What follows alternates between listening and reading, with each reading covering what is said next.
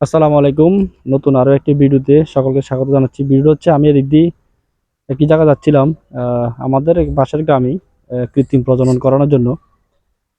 এই সচরাচর এই রোডটাতে আমি চলাচল কম করি। যেটা একটা নদীর পাশে একটা রাস্তা আর কি। এদিক দিয়ে আমাদের চলাচল খুব কম। আমি যে জিনিসটা দেখানোর জন্য এখানে দাঁড়াইছি সেটা হচ্ছে দেখেন, নদীর দুই পাশে রাস্তার ধার, মানে যে পতিত জমি আমরা যেটা বলি আর কি, কি পরিমাণ ঘাস দেখেন। ঘাসের কি বাম্পার ফলন।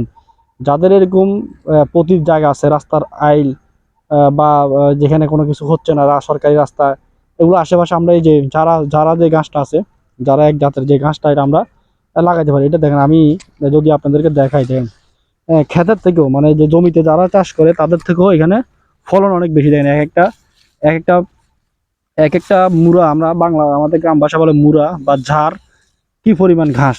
হ্যাঁ, ফলন খুবই সুন্দর। ওদিক দিয়ে যদি দেখা, দেখেন পুরোটা একদম এই পাশ থেকে শুরু করে এদিকে অলরেডি কেটে ফেলছে। দেখেন একবারে পুরো রাস্তাটা এই পাশে ওই পাশে সব ঘাস আর ঘাস। তো যাদের এরকম পতিত জমি আছে, আপনারা হয়তো চিন্তা করতে পারেন বা ঘাস কোথায় লাগাবেন বা কিভাবে ঘাস ফলন বাড়াবেন বা গরুর কিভাবে খাওয়াবেন, এরকম জায়গা থাকলে, পতিত জমি থাকলে আপনারা চাষ করতে পারেন। এই দেখেন এদিক দিয়েও আছে, ওগুলো কাটতেছে, যে কি পরিমাণ ফলন।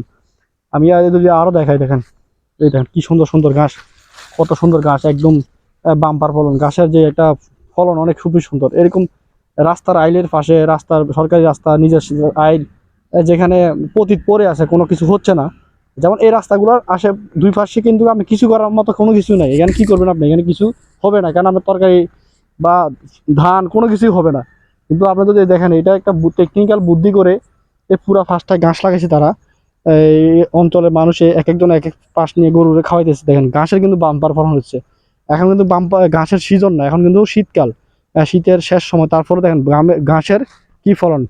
আমি আমার নিজের ক্ষেত আছে ঘাসে, কিন্তু ক্ষেতও এত সুন্দর ঘাস হয় না। এখানে যে পরিমাণ ঘাস হয়েছে, এই জন্য হঠাৎ করে আমি এই দ্বারা এই ভিডিওটা করলাম। তো সবাই এই জন্য ভিডিওটা করা, যে পতিত জমি যাদের আছে তারা অবশ্যই এরকম পতিত ফেলে না রেখে গরুর জন্য, গবাদি পশুর জন্য ঘাসের চাষ করতে পারেন। তো সবাই ভালো থাকবেন। আল্লাহ হাফেজ।